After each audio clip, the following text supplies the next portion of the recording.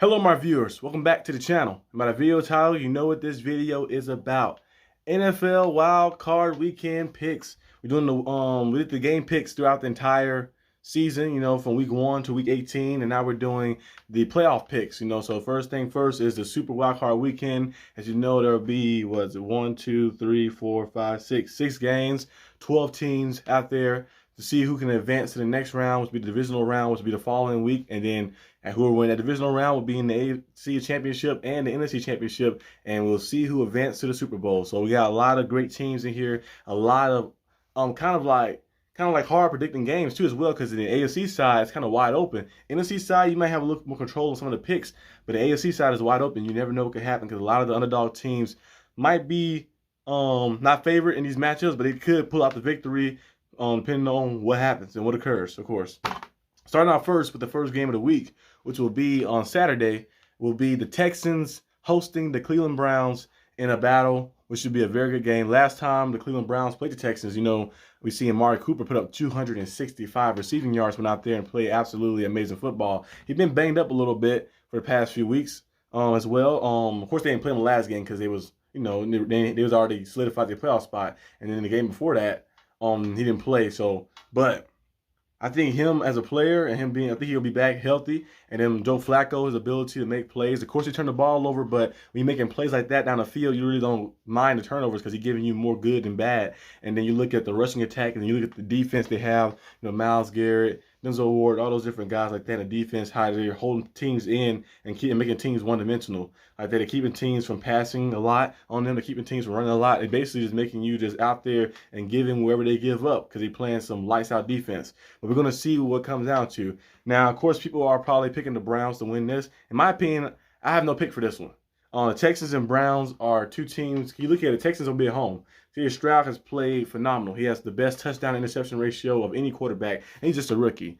And he's out there just balling. His first year as a player, in his league and stuff, on a Texans team that had a lot of controversy and a lot of noise surrounding it the past few years. He went out there, and him and Coach DeMeco Ryans went out there and let the teams to the playoffs like that. It's a great tandem like that. DeMeco Ryans, he's a leader of men. He can go out there, he can motivate those guys and get those guys ready. A defensive-minded coach. Of course, he don't have everything he want on defense. Of course, they're going to keep drafting and keep signing guys. But now when you have a guy like C.J. Stroud balling the way he is, and in the year that people thought you're going to be rebuilding, you get to the playoffs, they're going to open up a lot of attention in free agency for people to come over there and say, you know what, with that young quarterback right there, I can go join them, and we probably can win a Super Bowl right now because they got a lot of money available too, probably because they ain't got to pay them that big money yet until maybe 3 or 4 years, maybe 3 years from now or something. So we're going to see how they can use that and how they can get themselves into that threshold of being a Super Bowl contending team. And they could do it by beating the Browns this week. It's going to be a nice game,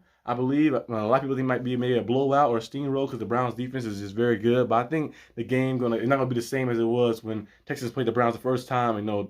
Mark Cooper going crazy. He probably have a good game again, but I don't think he's going to put up 265 yards again. But I think the game will come down to the wire. And I don't know who's going to win it, but I think the person that win it will be winning the game by 3 at least. It's going to be a very close game, and I can't wait to see what happens.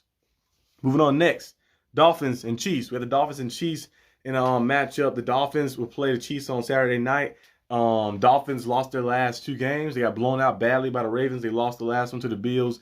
Tua tried to force the ball to Chase Claypool. He was double covered, and the ball was kind of thrown a little too far out. Got picked off, and they lost the division. Bills win the 4th straight division title. So, and I think the Bills have beaten the Dolphins 11 out of the last 12 matchups. So 11-1 in the last 12 matchups against the Dolphins. Dolphins won last season, close to the end of the year. But the Dolphins got swept by the Bills this year. So the Dolphins got to win this. Kind of bounce back. The Bills dominated them last game. And and then the Ravens dominated them, and they headed to play the Kansas City Chiefs. Now the Chiefs aren't the same Chiefs they once was, of course, but the Dolphins, they gotta bounce back. They gotta bounce back because you can't you lose the division opponent and you lose the division like that. You had home field opportunity to get at least majority of the games at home, like for you being the 2nd seed, of course, at least guarantee you 2 home games because you had the first one. If you win that one, you have another one, 2 as well. And if the first seed get knocked out, then you probably can have another home. You can host the championship game if that was to happen. But now you got to go on the road because you guys can get it done against the Bills, your rivals. So I think the Dolphins might be able to bounce back against the Chiefs and get it done. The Chiefs are still, of course, got Mahomes and Travis Kelce, but they have the same Chiefs on the outside. I would take the Dolphins in this game because I don't trust the receivers on the outside. But then you can probably counter that and say you don't trust Tua as well either, because he has moments where he played great, but then he had moments where he just a little lackluster. He played the Chiefs before this season, and they fell short. He had Cedric Wilson wide open in the back of the end zone on the corner route, and he just missed them. He threw it to a different guy instead of throwing it to Cedric Wilson over the top and stuff and missed him. And then, at the end of the game, they lost that game. And then this past week right here, we seen against the Bills, come up short too in the opportunity. The defense gave them an opportunity, a chance to go down there and tie it up. And maybe if they would have scored, they might have went for 2 and might have got it. You never know what could have happened. But that opportunity was gone because never got a chance to actually do it because the turnovers that happened. So if they can minimize the turnovers and just play their style of football, run the football. If Raheem Mostert, I say, is optimistic, they say he might be able to play. He had an ankle sprain, and Jalen Wallace, he might be able to play as well. So if those guys come back, that'd be good because Raheem Mostert let their team and let the league, or was up there tied with the league most touchdowns. He had about 21, 22 touchdowns this season. So a lot of touchdowns, over 1,000 yards rushing as well. He's a nice running back as well. He's older, of course, but he still have a lot of juice left. They can just use that running scheme and just run the ball and let Tua, use play action and set some passes up and stop force feeding Tyreek Hill the ball. And Tyreek Hill can catch like this instead of doing this. We see some drops. The third down drop, they came back to get him. Another drop down the field too as well and stuff. Of course, he got interfered with, but he still had it, trying to body catch a lot. Of course, most of his catches will usually come over the top because he's usually beating people down the field, but he got to make those catches. He's too great of a receiver to not be able to make those plays. So I think the Dolphins should be able to get it done, but the Chiefs not some pushovers. Of course, they're not the same Chiefs because the weapons on the outside are not the same. I feel like the Chiefs, if they had Juju Smith-Schuster from last year, or if they went out there and actually signed like Adam Thielen when he was available, or DeAndre Hopkins, they probably would have been the first seed. Maybe they probably would have won a few more games, like the game against the Packers, where it came out to the wire. Nobody can catch anything. The game against the Raiders, the game against the Broncos this season as well. Just a lot of opportunities missed because he didn't hit the force feed the ball, and like some turnovers happened because the reason Mahomes had 14 picks because he had to kind of take some chances sometimes because no one was out there to do anything. And Travis Kelce, of course, he's still good and still great. He's older now too, but he's banged up. He got a bad little knee right now too, so we're gonna see how he looks as well. But I think the Chiefs should keep it close, but I think the Dolphins should be able to get it done, and I think it'll be a very close game though. But I wouldn't be surprised if the Chiefs won. I wouldn't be surprised because the Dolphins, they just can't beat those great teams. It seems like it. We're going to see if they can do it this week. Next game is the Steelers versus the Bills. My Pittsburgh Steelers will head off to play the Bills in Buffalo. And, of course, we're heavily underdogs. We're missing T.J. Watt. They said my Coach Tomlin ruled T.J. Watt out this week. Said T.J. Watt would not be playing this week. Now, he'll be able to return next week, of course, if we did advance. But we got to advance first. We got Nick Herbig, the rookie from Wisconsin. He had 3 sacks this year. I think he got 2 strip sacks. He had 2 strip sacks. He got 3 sacks total. He had a forced fumble in game before. He makes some plays, some splash plays. He's smaller than TJ, but he's quicker. He's quicker and faster like that. So he makes some plays too from Wisconsin, the same college as TJ. And of course, they still have Alex Highsmith, who he was going crazy. Had the pick 6. He had 2 picks on the year. He had about, I don't know exactly his sack numbers. He had about 7 or 8 sacks this year. He had some strip sacks and some big clutch situations to help us win some games before too as well. And so we know Alex Highsmith. Last year he had 14.5 sacks. So Alex Highsmith is a pretty good player, a good player as well. So he can go out there and fill the gap a little bit. But still, it's not T.J. Watt, of course, but it's still good enough. And he had good depth. And then Golden is a veteran in this league who had multiple 10-plus sack seasons. And you seen him, he filled in for Watt his past game against the Ravens. He went out there and made some big plays too. I think he had 2 sacks that game. So Mark Robinson also stepped up. He's a middle linebacker, but they had him blitzing in, and he did well. He had a forced fumble last game, and he had a sack too as well. So the Steelers probably find a way to blitz different guys in to keep the pressure there. Of course, losing Watt hurts, but you still got Hayward, you still got Herbig, you got Golden, you got Alex Highsmith. You got a lot of these guys on a lot of depth that you went out there and got for these situations just in case anything was to happen. And the injury to T.J. Watt, I think his teammate got thrown into his leg. I think his teammate fell into his leg. That's how he got injured. He didn't get injured by going out there hitting somebody or getting hit or anything. His teammate fell on his leg like that when he was in the air, and he kind of fall awkwardly, and he kind of tweaked his knee. But I think the Steelers should have enough juice to keep the game close. If the Steelers keep the game close, they can win it. Now, if it turns out to a shootout, the Steelers not going to win this game. Steelers not going to win this game with a shootout. We know the Bills able to put up some points and put up some numbers, but also, Josh Allen is an amazing player. It's going to be a tough game for the Steelers because Diggs, of course, JBJ, the rookie, going to have a hard time going against Diggs. Diggs hasn't been playing the best football the past 7-8 weeks, but he's still Stephon Diggs, of course. Kincaid been making some plays for them as well, so we're going to see him utilized a lot, especially in the middle of the field. The Steelers are getting Minkah Fitzpatrick back and KZ back, so that should help up some coverage in the middle of the field. But they still struggle, though, because some of the middle linebackers can't really cover. Atlanta Roberts is good getting downhill, stopping the run. Mark Robinson, same thing, but they're not really cover guys, so they might get beat a few times and stuff, and the Bills might exploit that. They got playoff Lenny out there, too, a power running back, and it might be snowing, too. So hopefully, from a Steelers fan perspective, I'm hoping we can have one of those big Le'Veon Bell type games. You know, Le'Veon Bell, when he came to Buffalo in the snow, he had 300 yards of offense by himself. He had 260, I think 50 or 60 some rushing yards, and he had 62 receiving yards. Went out there and played amazing. Had 3 touchdowns too. And Najee Harris been running real hard. The past, like he does every season. He started off a little slow, but then the last 8 games of the year, he started running very hard and stuff. So he's been playing hard on nose football, running very hard, getting in the end zone, finding the end zone, being hard to tackle, and plus they helped with the play calling too. You know, Matt Canada had him kind of running lateral a lot. You know, the Steelers now have him running downhill. We don't need you to do all that dancing. What are you dancing for, like you Michael Jackson in the back or James Brown?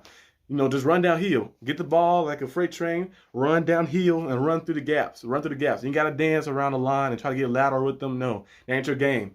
Get downhill. And ever since he's been doing that, he's been putting up big time numbers and stuff right there. And he been out there playing amazing football. So if Steelers can run the football and keep it close, I think they might pull it off. They probably can win this game. But if the game turns to a shootout with the Bills just start lighting it up and they start hitting those big plays down the field, I don't know. I don't know if the Steelers have enough firing power to get it done. Now, I know potential of like having GP and DJ and all these guys are great and stuff, but I don't have enough firepower to get it done if that was to happen. Like the Bills would start slinging it down the field and going crazy. But one thing about the Bills, Josh Allen would turn the ball over. Josh Allen's an amazing player. He had 45 touchdowns this season. He should have been a Pro Bowler, but he also has 18 picks.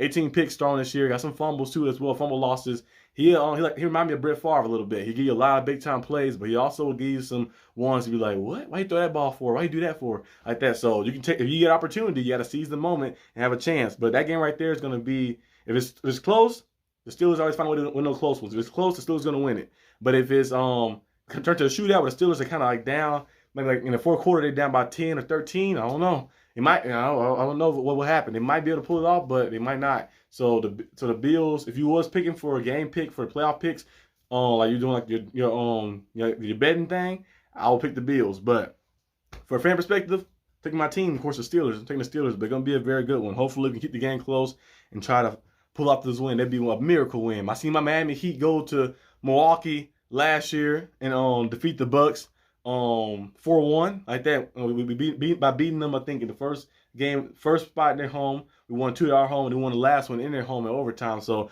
we was the 8th seed, as the first seed. So I've seen it done before. So it can be done like that. You just gotta get your guys locked in and ready to go. But basketball, you have opportunities after opportunity like that. But in football, one and done. So either you're gonna win or you're gonna go home. So we're gonna see what happens. Next game is the Packers and Cowboys.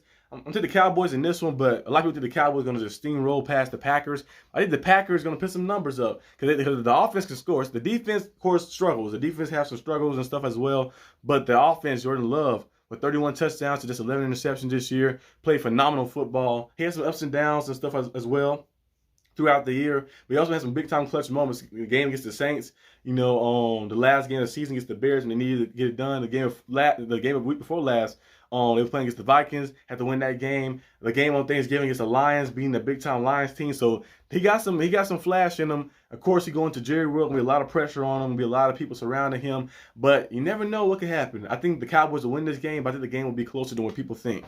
Next game is the Rams and Lions, which will be on Sunday nights. I think the Lions win this game, but it's going to be a very interesting game. You have Jared Goff playing against his former team, the team that traded him, and then Matthew Stafford coming back home to Detroit to play against his former team like that. And they're a better team now and stuff too. So we're going to see what happens when this battle. Of course, Matthew Stafford is is the former Super Bowl champion for a few years back. So we're going to see who wins this game right here. I think the Lions should be able to win it, but I think it's going to be a very close game. I think a lot of these games, all these games probably be close because it's the matches are so good like that. It's like perfect matches for each team like that. Like maybe like an underdog, but an underdog that might not be too likely. Like they can maybe still probably keep it close. The Rams got a powerful offense. Defense still pretty good too, but the offense is powerful. So they should be able to go out there and match the Lions offense. I think the Lions get it done defensively, though. They make a play or two on Stafford. Stafford might give them an interception or two, I think, and they'll win the game. But we're going to see what happens. Last game is Eagles versus Bucks. Of course, the Eagles have not been looking good the past I think 5 weeks. But the Eagles, I think they still should be able to get it done against the Bucks. I think the game will be very close. I think that they're going to come down to the wire. I think it's going to be like last 2 minutes. The Eagles tie with the Bucks 17-17 on the verge of elimination, and the Eagles defense make a big stop, give them the ball back. Jalen Hurts lead the drive down the field. Game-winning field goal. Eagles win 20-17. I think it'll be that type of game, that type of close game. The Bucks have a great offense. Their defense still struggles at times, like here and there and stuff. But their offense, man, their offense is nice. When Mike Evans and Baker Mayfield has reemerged, and like he needs new scenery. The new scenery is good for him. All the pressure that he had being the first round pick, the Browns, probably the savior of the Browns. All that pressure is kind of uplifted now. He can go out there and play freely. And won the division for the Bucks. So I think he's gonna play well in this game. I think the Eagles win this game barely. Barely win this game. But hey, if you win by 3, you win by 30, you still win. Those are my picks for this week, though. Hope you guys enjoyed this video. If you did, leave a like and subscribe. Let me know down below in the comment section what your guys' picks are. And I'll see you guys next time on the next week of playoff picks, probably, which will be the divisional round. So, peace out.